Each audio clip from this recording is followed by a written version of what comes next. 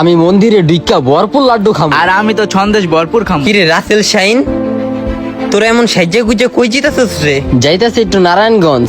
এই সময় নারায়ণগঞ্জ কি কাজের উদ্দেশ্যে? আরে বেটা আজকে পূজা না, পূজার মণ্ডপে যাইতাছি পূজা দেখার লেগা। তোরা কি হিন্দু?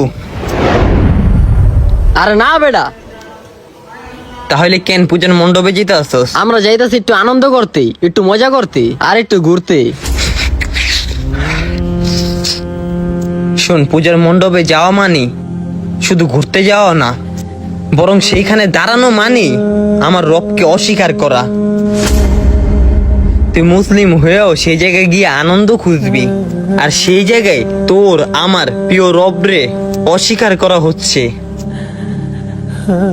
জানো যে ওনারা আল্লাহ তাআলার অবাধ্যতা করে, আর সেই অবাধ্যতা দেখে যদি তোর অন্তর একটুও না কাঁপে, তাহলে তোর এই ঈমান মূর্খদের দাবি, অন্তরের নয়।